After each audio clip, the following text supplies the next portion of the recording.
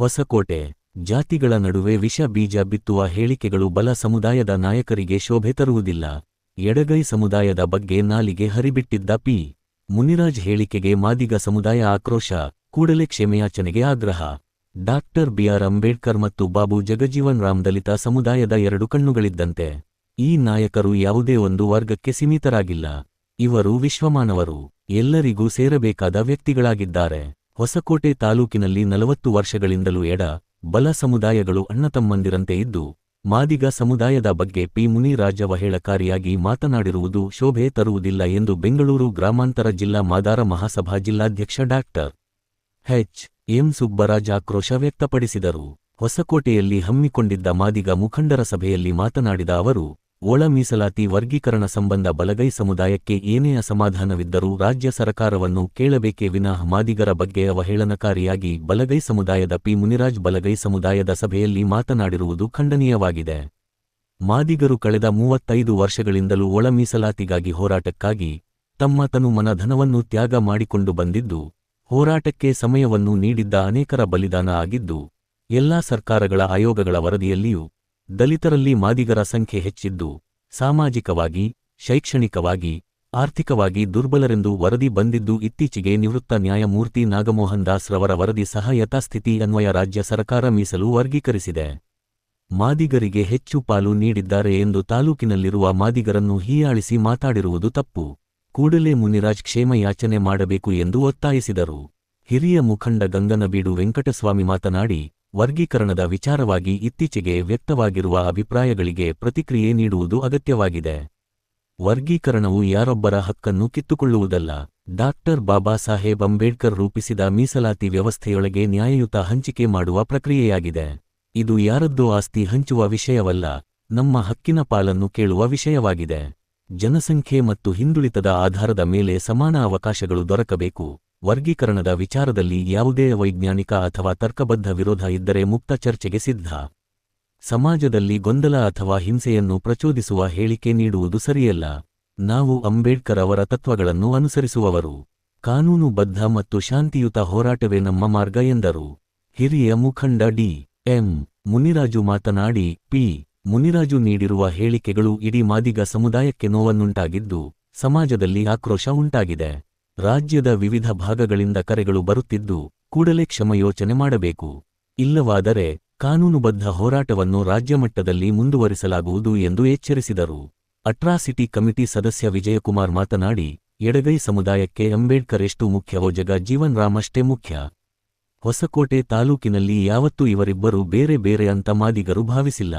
1981ರಿಂದ ಇಬ್ಬರ ಜಯಂತಿಗಳನ್ನು ಒಟ್ಟಿಗೆ ಆಚರಿಸುತ್ತಿದ್ದೇವೆ. ಈಗ ಬೇರೆ ಬೇರೆಯಾಗಿ ಆಚರಣೆ ಮಾಡಲು ಹೊರಟಿರುವುದನ್ನು ಮಾದಾರ ಮಹಾಸಭಾ ತೀವ್ರ ಖಂಡಿಸುತ್ತದೆ. ಇಬ್ಬರ ನಾಯಕರ ಜಯಂತಿಯನ್ನು ಒಟ್ಟಿಗೆ ಮಾಡುತ್ತೇವೆ. ಪಿ. ಮುನಿರಾಜ್ ಅವರು 1 ವಾರದೊಳಗೆ ಕ್ಷಮೆಯೋಚನೆ ಮಾಡಬೇಕು ಎಂದು ಆಗ್ರಹಿಸಿದರು. ಚಿಕ್ಕನಲ್ಲಾಳ ನರಸಿಂಹಯ್ಯ ಮಾತನಾಡಿ, ಪಿ. ಮುನಿರಾಜ್ ಹೇಳಿಕೆ ವಿರುದ್ಧ ತೀವ್ರ ಆಕ್ರೋಶ ವ್ಯಕ್ತಪಡಿಸಿ, ಇಂಥ ಹೇಳಿಕೆಗಳು ಸಮಾಜದ 2 ವರ್ಗಗಳನ್ನು ಒಡೆದು ಹಾಳು ನೀತಿಯಾಗಿದೆ. ಒಂದು ವರ್ಗದ ವಿರುದ್ಧ ಇನ್ನೊಂದು ವರ್ಗವನ್ನು ಎತ್ತಿಕಟ್ಟುವುದಾಗಿದೆ. ಇದು ಖಂಡನೀಯ ಎಂದರು. ಮಾದಾರ ಮಹಾಸಭಾ ತಾಲ್ಲೂಕು ಅಧ್ಯಕ್ಷ V. Nagaraj, Harish Chakravarthi, Olagerepura Suresh, Chandrashekar, H. V. Venkatesh, Giddappanahalli Devaraj, Kambalipura Ramesh, AJS ಸಂಘಟನೆಯ ರಾಜ್ಯ ಉಪಾಧ್ಯಕ್ಷರಾದ Ramanji Y. Naveen, Gururaj, Krishnappa, G. K. Narayanaswamy, Sriram, Manju Surya, ವಕೀಲ ಗಣೇಶ್, ಶ್ರೀನಿವಾಸ್, ಶಿವಾನಂದ್, ಸೂಪರ್ ನಾರಾಯಣಸ್ವಾಮಿ, ಮುನಿಯಪ್ಪ, ರಾಜಪ್ಪ, ಸತೀಶ್, ಕಾರ್ತಿಕ್ ಸೇರಿದಂತೆ ತಾಲೂಕಿನ ವಿವಿಧ ಗ್ರಾಮಗಳಿಂದ ನೂರಾರು ಮುಖಂಡರು ಸಭೆಯಲ್ಲಿ ಭಾಗವಹಿಸಿದ್ದರು. ಆತ್ಮೀಯರೇ, ಈ ದಿವಸ ಹೊಸಕೋಟೆಯಲ್ಲಿ ಮಾದಿಗ ಸಮುದಾಯದ ಮುಖಂಡರು ಮತ್ತು ಸಮಾಜದ ಹಿತೈಷಿಗಳೆಲ್ಲ ಸೇರಿ ಒಂದು ಸಭೆ ಕರೆದಿದ್ದಾರೆ. ಅದರ ಉದ್ದೇಶ ಏನಪ್ಪ ಅಂದರೆ, ಇದೇ ಜಾಗದಲ್ಲಿ ಹೋದ ವಾರ ಪಿ. ಮುನಿರಾಜು ಕಣ್ಣೂರಹಳ್ಳಿ ವಲಯ ಸಮಾಜದ ಮುಖಂಡರು ಅವರು ಏನು ಮಾತಾಡಿದ್ದಾರಪ್ಪ ಅಂದರೆ, ವರ್ಗೀಕರಣ ವಿಚಾರವಾಗಿ ಮಾತಾಡಿದರೆ ನಾವೇನು ಕೂಡ ಮಾತಾಡ್ತಿರಲಿಲ್ಲ. ಆದರೆ ಒಂದು ಮಾದಿಗ ಜಾತಿನ ಏಳಿಸಿ ಮಾತಾಡಿದ್ದಾರಲ್ಲ, ಅದಕ್ಕೆ ನಾವು ಉತ್ತರ ಕೊಡಬೇಕಲ್ವಾ? ಉತ್ತರ ಕೊಡಲಿಲ್ಲ ಅಂದರೆ ಏನು ಹೇಳ್ತಾರೆ? ಆದರೆ ವರ್ಗೀಕರಣ ಅಂಬೇಡ್ಕರ್ ಅವರ ಮೀಸಲಾತಿ ಭಿಕ್ಷೆ ಮುನ್ರಾಜ್ ಆಗಲಿ ಇನ್ನೊಬ್ಬರ ಮನೆ ಆಸ್ತಿ ಹಂಚ್ತಾ ಇಲ್ಲ. ಇದು ಸುಮಾರು 50 ವರ್ಷಗಳ ಕಾಲ ಒಂದು ಸಮಾಜ ಕಾತಿದೆ. ಏನು ಕಾತಿದೆ? ನಮ್ಮ ಅಣ್ಣ ತಮ್ಮದಿರು ಯಾವತ್ತನ ಹಂಚ್ಕೊಂಡು ತಿನ್ನಕ್ಕೆ ಪ್ರಯತ್ನ ಪಡ್ಬೋದು ಅಂತ ಕಾಯ್ತಾ ಇದ್ರು. ಇವರಿಗೆ ಹಂಚ್ಕೊಂಡು ತಿನ್ನೋದು ಇವ್ರ ಮನಸ್ಸಲ್ಲಿಲ್ಲ. ಇವ್ರು ಏನಿದ್ರೇನು ಕೂಡ ಬಾಚ್ಕೊಂಡು ತಿನ್ನಬೇಕಾದ್ರೆ ಹೊಟ್ಟೆ ಹಸುವಿನಲ್ಲಿರೋರು ಕೇಳೋದು ಬೇಡವಾ ಸ್ವಾಮಿ? ನಮಗೂ ಕೂಡ ಜನಸಂಖ್ಯೆ ಇಷ್ಟಿದೆ, ನಮ್ಮ ಭಾಗ ನಮಗೆ ಕೊಡಿ ಅನ್ನೋದ್ರಲ್ಲಿ ಏನು ತಪ್ಪಿದೆ? ಇವ್ರ ಮನೇಲಿ 4 ಜನ ಅಣ್ಣ ತಂದಿರು ಇರ್ತಾರಪ್ಪ, ಮಕ್ಳು ಇರ್ತಾರೆ. ಒಬ್ಬ ಮಗನಿಗೆ ಜಾಸ್ತಿ ಆಗ್ದಂಗೆ ಇನ್ನೊಬ್ಬನ ಮಗನಿಗೂ ಅವನು ಎಷ್ಟು ತಿಂತಾನೆ ಅಷ್ಟು ಸಾಕ್ಬೇಕಾ ಬೇಡವಾ? ಇಲ್ಲ ನನ್ನ ಮಗನಿಗೆ ಒಬ್ಬನಿಗೆ ಜಾಸ್ತಿ ಆಗ್ತೀನಿ ಇನ್ನೊಬ್ಬನಿಗೆ ಕಡಿಮೆ ಆಗ್ತೀನಿ ಅನ್ನೋದಾದರೆ ಯಾವತ್ತೂ ಕೂಡ ಇವರು ಅರ್ಥ ಮಾಡ್ಕೊಬೇಕು. ಮನ್ಸನ್ನು ನೋಡಿ ಊಟ ಕೊಡಬೇಕು, ಜನಸಂಖ್ಯೆ ನೋಡಿ ಭಾಗ ಮಾಡಬೇಕು. ಅದು ಬಿಟ್ಟರೆ ವೈಜ್ಞಾನಿಕವಾಗಿಲ್ಲ ಅಂತ ಇವ್ರು ಹೇಳ್ತಾರಲ್ಲ, ಏನು ವೈಜ್ಞಾನಿಕ ಅಂದರೆ ಯಾವುದು? ಇಲ್ಲಿ ತನಕ ಯಾವ ವೈಜ್ಞಾನಿಕವಾಗಿದ್ದದೆ ನಮ್ಮ ಮುಂದೆ ಬರಲಿ, ಚರ್ಚೆ ಮಾಡೋಣ. ಅದು ಬಿಟ್ಟು ಮುಗ್ಧ ಜನಗಳಿಗೆ ಚಾಕು ಚೂರಿ ಬಾಕು ಕೊಟ್ಟು ಬೀದಿನಲ್ಲಿ ಕಾಳಗ ಮಾಡ್ತೀರಂತ ಹೇಳ್ತೀರಲ್ಲ ನೀವು. ಯಾವ ಅಂಬೇಡ್ಕರ್ವಾದಿಗಳು? ನಾವು ಕೇಳ್ಬೋದಾ? ಅಂಬೇಡ್ಕರ್ ಏನು ನಿಮಗಾಗೇನ ಇರೋದು? ಒಂದೇ ಪಂಗಡಕ್ಕೆ ಅಂಬೇಡ್ಕರ್ ಇರೋದು? ಇಡೀ ಜಗತ್ ಅಂಬೇಡ್ಕರ್ನಿವತ್ತು ಎಲ್ಲ ದೇಶಗಳಲ್ಲಿ ಅವರು ಪ್ರತಿಮೆ ಇಡ್ತಾ ಇದ್ದಾರೆ. ಅಂಥ ಇದರಲ್ಲಿ ನೀವಿದು ಸಂಕುಚಿತ ಮನೋಭಾವದಿಂದ ನಿಮ್ಮ ಪ್ರತಿಷ್ಠೆಗಾಗಿ ಇನ್ನೊಂದು ಜಾತಿನ ಯಾರೂ ಕೂಡ ಏಳಿಸಂಗಿಲ್ಲ. ಅವ್ರು ಏನಿದ್ರೇನು ಕೂಡ ನಾನಿವತ್ತು ಬಂದ ಉದ್ದೇಶ ಏನಂದರೆ ಪಿ ಮುನ್ರಾಜಿಗೆ ಸರಿಯಾಗಿ ಪಾಠ ಕಲಿಸ್ಬೇಕು. ನಾನು ಯಾವತ್ತೂ ಕೂಡ ಕಾನೂನು ಚೌಕಟ್ಟಲ್ಲಿ ಹೋರಾಟ ಮಾಡೋನು, ಬಾಯಿ ಮಾತಿನಿಂದ ಹೋರಾಟ ಮಾಡೋನಲ್ಲ. ಮುನ್ರಾಜ್ ಆದಷ್ಟು ಬೇಗ ಇದು ತಪ್ಪುಗಳು ಆಗದಂತೆ ನನ್ನ ತಪ್ಪಾಗಿದೆ, ಏನೋ ಹೆಚ್ಚು ಕಡಿಮೆಯಾಗಿ ಆವೇಶದಿಂದ ಈ ಮಾತಾಡಿದ್ದೀನಿ, ವಾಪಸ್ ತಗೊಂತೀನಿ ಅಂತ 1 ವಾರ ಇವತ್ತು ಕೂಡ ಗಡುವು ಕೊಡ್ತಾ ಇದ್ದೀವಿ. ಇದರ ಉದ್ದೇಶ ಬಾಬಾ ಸಾಹೇಬ್ ಅಂಬೇಡ್ಕರ್ ಅವರು ಮತ್ತು ಡಾಕ್ಟರ್ ಬಾಬು ಜಗಜೀವನ್ ರಾಮ್ ಅವರು ಈ ಸಮಾಜಗಳ 2 ಕಣ್ಣುಗಳು ಅಂತೇಳಿ ಭಾವಿಸಿದ್ದೀವಿ. ಇವರು ಒಂದು ನಾಣ್ಯದ 2 ಮುಖಗಳು.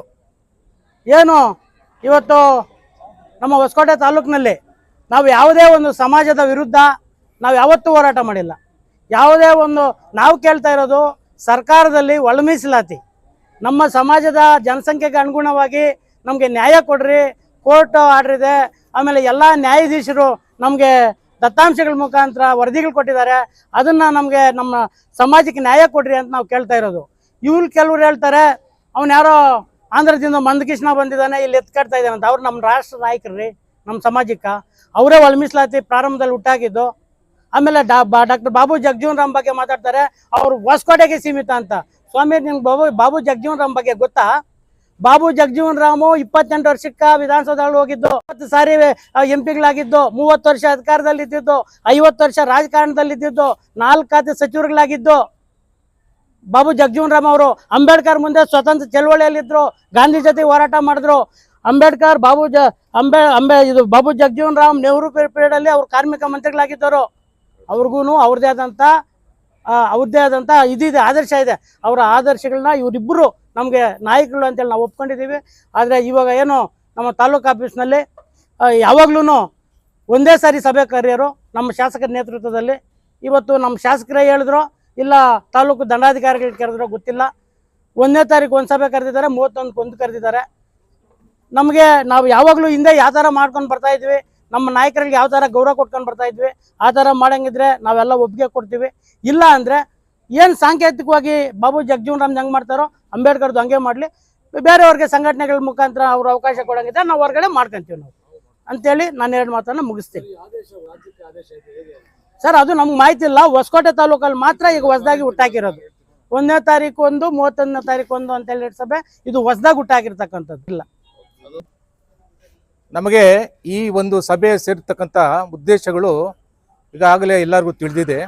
ಕಾರಣ ಏನಂತ ಹೇಳಿದ್ರೆ, ಒಬ್ಬ ಅವಿವೇಕಿ ಆಡಿದಂಥ ಮಾತುಗಳಿಗೆ ಇಡೀ ಜನಾಂಗ ಹುಚ್ಚೆದ್ದಿದೆ. ಇಡೀ ಸ್ಟೇಟ್ನಲ್ಲೇ ನಮಗೆ ಫೋನ್ಗಳು ಮಾಡ್ತಾ ಇದ್ದಾರೆ, ಏನಪ್ಪ ಇಂಥ ಜನಗಳನ್ನ ಬೆಳೆಸಿದ್ರಲ್ಲ ಹೊಸಕೋಟೆ ತಾಲೂಕಿನಲ್ಲಿ ಅಂತ. ಈ ಅವಿವೇಕಿಗೆ ಏನಾದರೂ ಒಂದು ನಾವು ಜವಾಬು ಹೇಳಲೇಬೇಕು ಅನ್ನೋ ಉದ್ದೇಶದಿಂದ ಇವತ್ತು ಸಭೆ ಸೇರಿದ್ದೀವಿ. ಇವತ್ತು ನಾವು ಅವರಿಗೆ ಎಚ್ಚರಿಕೆ ಕೊಡ್ತಾ ಇದ್ದೀವಿ, ನೀವು ಆಡಿರ್ತಕ್ಕಂಥ ನಮ್ಮ ಅವಿವೇಕ ಮಾತನ್ನು ವಾಪಸ್ ತಗೊಂಡು ನನ್ನ ತಪ್ಪಾಯಿತು ಅಂತ ಒಪ್ಕೊಂಡ್ರೆ ಸರಿಯೇ, ಇಲ್ಲಾಂದರೆ ನಾವು ಮುಂದಿನ ಕಾನೂನು ಹೋರಾಟಗಳನ್ನ ಇಡೀ ರಾಜ್ಯದಂತ ಕೈಗೊಳ್ತೀವಿ ಅಂತ ಹೇಳ್ತಾ ಆ ಒಂದು ಏನು ಹೇಳಿಕೆ ಕೊಟ್ಟಿದ್ದಾರೆ ಆ ಹೇಳಿಕೆಯನ್ನು ಹಿಂಪಡಿಬೇಕು ಅಂತ ಈ ಮೂಲಕ ನಾವು ಒತ್ತಾಯಿಸ್ತೇವೆ. ಇಲ್ಲಿ ನಾವೇನು ಕರ್ನಾಟಕ ಮಾದಾರ ಮಹಾಸಭಾದಿಂದ ಇವತ್ತು ಸೇರೋದಕ್ಕೆ ಕಾರಣ ಏನಂದರೆ, ಈಗಾಗಲೇ ನಮ್ಮ ವೆಂಕಟರಾಮಣ್ಣವರು ಮತ್ತು ಟಿ ಎಂ ಮುನ್ರಾಜ್ ಅವರು ಹೇಳಿದಾಗೆ ಕಣ್ಣೂರಲ್ಲಿ ಪಿ ಮುನ್ರಾಜ್ ಅವರು ಏನು 24ನೇ ತಾರೀಕು 23ನೇ ತಾರೀಕು 24ನೇ ತಾರೀಕು ಒಂದು ಸ್ಟೇಟ್ಮೆಂಟ್ ಕೊಟ್ಟಿದ್ದಾರೆ. ಅದರಲ್ಲಿ ಮಾದಿಗರಾದ ನಮ್ಮನ್ನು ತುಂಬ ಕೀಳ್ಮಟ್ಟವಾಗಿ ನಾವು ತಿಕ್ಕಾತುಳಿಯವರು ಹಂಗೆ ಹಿಂಗೆ ಅಂತ ಹೇಳ್ಬಿಟ್ಟು ಕೆಟ್ಟದಾಗ ಮಾತಾಡಿದ್ದಾರೆ ಅವರು. ನಾವು ಹೊಸಕೋಟೆ ತಾಲೂಕಿನಲ್ಲಿ ಇದುವರೆಗೂ ವಲೀರಾಗ್ಬೋದು ಮಾದಿಗರಾಗ್ಬೋದು ಒಟ್ಟಾಗಿ ನಾವು ಜೀವನ ಮಾಡ್ಕೊಂಡು ಬಂದಂಥದ್ದು, ಒಟ್ಟಾಗಿ ಹೋರಾಟಗಳು ಮಾಡ್ಕೊಂಡು ಬಂದಂಥದ್ದು. ನಾವು ಯಾವತ್ತೂ ಸಹ ನಾವು ಬೇರೆ ಬೇರೆ ಅಂತ ನಾವು ಅಂದ್ಕೊಂಡೇ ಇರಲಿಲ್ಲ. ಹಂಗಿದ್ದಿದೆ ನಾವು ಹೊಸಕೋಟೆ ತಾಲೂಕಲ್ಲಿ ಏನು ಬಚ್ಚೇಗೌಡರು ಮಿನಿಸ್ಟರ್ ಆಗಿದ್ದಾಗ ಏನು ತಾಲೂಕು ಕಚೇರಿ ಆವರಣದಲ್ಲಿ ಡಾಕ್ಟರ್ ಬಾಬಾ ಸಾಹೇಬ್ ಅಂಬೇಡ್ಕರ್ ಅವರ ಸ್ಟ್ಯಾಚ್ಯೂ ಆಗಲೇಬೇಕಂತ ಪಟ್ಟಿಡಿದು ಅದನ್ನು ಸರ್ಕಾರದ ಮತದಿಂದ ನಗರಸಭೆಯಲ್ಲಿ 24 ಲಕ್ಷ ರೂಪಾಯಿನ ಮಂಜೂರು ಮಾಡಿಸಿ ಏನು ತಾಲೂಕು ಕಚೇರಿ ಆವರಣದಲ್ಲಿ ಅಂಬೇಡ್ಕರ್ ಸ್ಟ್ಯಾಚ್ಯೂವನ್ನು ಮಾಡಿದಂಥದ್ದು ನಾವು. ಮತ್ತು ಅಂಬೇಡ್ಕರ್ ಭವನ ಬೇಕಂದಾಗ ಏನು ಇವಾಗ ಈಗ ಅಂಬೇಡ್ಕರ್ ಭವನದ ಜಾಗ ತಾಲೂಕ್ ಪಂಚಾಯತಿ ಇದ್ದಂಥದ್ದು, ಅಲ್ಲಿ ಅಂಬೇಡ್ಕರ್ ಸಚಿವರಾಗಿದ್ದಾಗ ನಾವೆಲ್ಲ ಸೇರಿ ಸುಬ್ರಾಜ್ ಅವರು ನಾವೆಲ್ಲ ಸೇರಿ ಆ ಜಾಗವನ್ನು ಮಂಜೂರು ಮಾಡಿಸಿದಂಥದ್ದು. ನಮ್ಗೆ ಹಂಗಿದ್ದಿದ್ರೆ ವಲಿಯರು ಬೇರೆ ಮಾದಿಗರು ಬೇರೆ ಅಂತಿದ್ದಿದ್ರೆ ನಾವು ಜಗಜೀವನ್ ರಾಮ್ ಸ್ಟ್ಯಾಚ್ಯೂನ ಅವತ್ತೇ ನಿಲ್ಲಿಸ್ತಾ ಇದ್ವಿ. ನಾವು ಯಾಕೆ ಅಂಬೇಡ್ಕರ್ ಬಗ್ಗೆ ನಾವು ಪಟ್ಟಿ ಹಿಡಿತಾ ಇದ್ವಿ? ಯಾಕಂದರೆ ನಮಗೆ ಅಂಬೇಡ್ಕರ್ ಎಷ್ಟು ಮುಖ್ಯನೋ ಜಗಜೀವನ್ ರಾಮ್ ಅಷ್ಟೇ ಮುಖ್ಯ. ಯಾವತ್ತೂ ನಮಗೆ ಇವರಿಬ್ಬರನ್ನ ಬೇರೆ ಬೇರೆ ಅಂದ್ಕೊಂಡೇ ಇರಲಿಲ್ಲ. ತಾಲೂಕು ಮಟ್ಟದಲ್ಲಿ ನಾವು ಯಾವತ್ತೂ ಸಹ ಏನು 1980-81ರಿಂದ ಪ್ರಾರಂಭ ಮಾಡಿದಂಥ ಅಂಬೇಡ್ಕರ್ ಜಯಂತಿ ಜಗಜೀವನ್ ರಾಮ್ ಜಯಂತಿಯನ್ನು ಇದುವರೆಗೂ ಒಟ್ಟಿಗೆ ಆ ಇಬ್ಬರು ಮಹಾನ್ ಭಾವರ ಜಯಂತಿಗಳನ್ನು ತಾಲೂಕು ಆಡಳಿತದ ಒಂದು ಬೆಂಬಲದಿಂದ ತಾಲೂಕು ಆಡಳಿತದ ಜೊತೆ ಸೇರಿಕೊಂಡು ಒಟ್ಟಿಗೆ ಮಾಡ್ಕೊಂಡು ಬಂದಂಥದ್ದು ನಾವು ಅಂಬೇಡ್ಕರ್ ಜಯಂತಿ ಮತ್ತು ಜಗಜೀವನ್ ರಾಮ್ ಜಯಂತಿನ. ಅಂಥ ಮಹಾನ್ ಭಾವರ ಜಯಂತಿನ ಕಳೆದ ಸಾರಿ ಏನು ಮಿಸ್ಗೈಡ್ ಮಾಡಿ ಬೇರೆ ಬೇರೆ ಮಾಡೋದಕ್ಕೆ ನೀವು ಪ್ರಯತ್ನ ಪಟ್ಟು ನಮ್ಮನ್ನು ದಾರಿ ತಪ್ಪಿಸ್ತಿರಲ್ಲ. ಆದರೆ ಈಗ ಇನ್ನೂ ಮುಂದುವರೆದು ಅಂಬೇಡ್ಕರ್ ಜಯಂತಿಗೆ ಬೇರೆ ಇನ್ವಿಟೇಷನ್ನು, ಜಗಜೀವನ್ ರಾಮ್ ಜಯಂತಿಗೆ ಬೇರೆ ಇನ್ವಿಟೇಷನ್ನು. ಇದನ್ನು ಏನು ನಾವು ಕರ್ನಾಟಕ ಮಾದಾರ ಮಹಾಸಭಾ ಖಂಡಿಸ್ತೀವಿ. ನಾವು ಖಂಡಿಸಿ ಮಾಡಂಗಿದ್ರೆ ತಾಲೂಕು ಆಡಳಿತಕ್ಕೆ ನಾವು ಮನವಿ ಮಾಡ್ಕೊಳ್ತಾ ಇದ್ದೀವಿ. ಏನಂದರೆ ಮಾಡಂಗಿದ್ರೆ ಎರಡೂ ಜಯಂತಿಗಳನ್ನು ಒಟ್ಟಿಗೆ ಮಾಡಿರಿ. ಇಲ್ಲ ಅಂದರೆ ನೀವು ಏನು ಜಗಜೀವನ್ ರಾಮ್ ಜಯಂತಿನ ಇಂಡೋರಲ್ಲಿ ಮಾಡ್ತೀರಿ, ಅದೇ ರೀತಿ ಅಂಬೇಡ್ಕರ್ ಅವ್ರ ಜಯಂತಿನ ಇಂಡೋರಲ್ಲಿ ಮಾಡಿರಿ. ಯಾರು ಸಂಘಟನೆಗಳವ್ರು ಯಾರ್ಯಾರು ಮಾಡ್ಬೇಕಂತಿದ್ದೀರೋ ಎಲ್ಲ ಹೊರಗಡೆ ಕಾಂಪೌಂಡಿಂದ ಹೊರಗಡೆ ನೀವು ಯಾವತ್ತನ್ನ ಡೇಟ್ ಫಿಕ್ಸ್ ಮಾಡ್ಕೊಳ್ರಿ. ಅದನ್ನು ನಾವು ಇಬ್ಬರೂ ಸೇರಿ ನಾವು ಮಾಡ್ತೀವಿ. ನಾವು ಬಿಡೋದಿಲ್ಲ. ನೀವು ಅಂಬೇಡ್ಕರ್ ಜಯಂತಿ ನಾವು ಸಿಂಗಲಾಗಿ ಮಾಡ್ಬೋದು, ಆದರೆ ನಾವು ಅಂಬೇಡ್ಕರ್ ಜಯಂತಿ ಮತ್ತು ಜಗಜೀವನ್ ರಾಮ್ ಜಯಂತಿ ಇಬ್ಬರ ಮಹಾನ್ ಜಯಂತಿನ ನಾವು ಒಟ್ಟಿಗೆ ಮಾಡ್ತೀವಿ. ನಾವು ಯಾವುದೇ ಕಾರಣಕ್ಕೆ ಬೇರೆ ಬೇರೆ ಮಾಡೋದಿಲ್ಲ ಅಂತ ಈ ಸಂದರ್ಭದಲ್ಲಿ ತಿಳಿಸ್ತಾ, ಪಿ ಮುನ್ರಾಜ್ ಅವರು ಈಗಾಗಲೇ ನಮ್ಮ ಜಿಲ್ಲಾಧ್ಯಕ್ಷರು ಸುಬ್ರಾಜ್ ಅವರು ಅವ್ರಿಗೆ 1 ವಾರದ ಗಡುವನ್ನು ಕೊಟ್ಟಿದ್ದಾರೆ. ತಾವು ದಯವಿಟ್ಟು ನೀವು ಅಣ್ಣವರು ಅಂತ ನಾವೆಲ್ಲ ಕರೀತಾ ಇದ್ದೀವಿ, ಅದೇ ಗೌರವ ನಿಮ್ಮ ಮೇಲೆ ಇಟ್ಕೊಂಡಿದ್ದೀವಿ. ನೀವು ದಯವಿಟ್ಟು ಓಪನ್ ಸ್ಟೇಟ್ಮೆಂಟ್ ಕೊಟ್ಟು ಈ ಒಂದು ಏನು ಇನ್ಸಿಡೆಂಟ್ ನಡೆದಿದೆ ಮಾದಿಗರ ಬಗ್ಗೆ ಕೆಟ್ಟದಾಗ ಮಾತಾಡಿದ್ದೀರಾ ಅದಕ್ಕೆ ಕ್ಷಮಾಯಿಸಬೇಕು. ಇಲ್ಲ ಅಂದರೆ ನಾವು ಮುಂದಿನ ದಿನಗಳಲ್ಲಿ ಕಾನೂನು ಹೋರಾಟ ಮಾಡ್ತೀವಿ. ಇದು ರಾಜ್ಯ ಮಟ್ಟದಲ್ಲಿ ಇದು ದೊಡ್ಡ ಚರ್ಚೆ ಆಗುತ್ತೆ, ದೊಡ್ಡ ಹೋರಾಟಗಳಾಗುತ್ತೆ ಅಂತ ಹೇಳ್ಬಿಟ್ಟು ಸಂದರ್ಭದಲ್ಲಿ ತಿಳಿಸ್ತಾ ಮತ್ತೊಮ್ಮೆ ತಮಗೆಲ್ಲ ನಮಸ್ಕಾರ ಆಗಿ ನಾನು ಮಾತನ್ನು ಮುಗಿಸ್ತೀನಿ. ಸರ್ಕಾರಿ ಆದೇಶಗಳು ಬಂದು ಜಗಜೀವನ್ ರಾಮ್ದು 5ನೇ ತಾರೀಕೆ ಮಾಡ್ತಾರೆ, ಮತ್ತು ಅಂಬೇಡ್ಕರ್ದು 14ನೇ ತಾರೀಕೆ ಮಾಡ್ತಾರೆ. ಆದರೆ ಆ ತಾಲೂಕಿಗೆ ಸೀಮಿತ.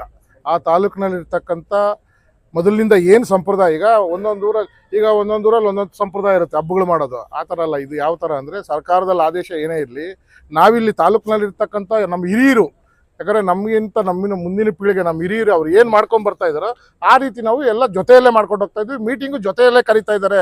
ನಾನು ದಾಖಲೆ ಸಮೇತ 31ನೇ ತಾರೀಕು ಕೊಡ್ತೀನಿ. ಮೀಟಿಂಗ್ ಸಮೇತ ಜೊತೆಯಲ್ಲೇ ಕರೆಯೋರು ಮತ್ತು ಜಯಂತಿಗಳನ್ನು ಸಹ ಎರಡೂ ಸೇರಿ ಒಟ್ಟಿಗೆ ಮಾಡ್ತಾ ಇದ್ದಿದ್ದು.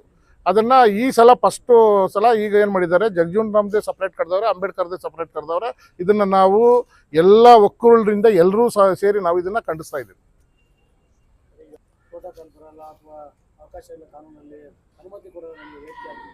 ಇದು 45 ವರ್ಷಗಳಿಂದ ಇದನ್ನು ಮಾಡ್ಕೊಂಡ್ ಬಂದಿರತಕ್ಕಂಥದ್ದು.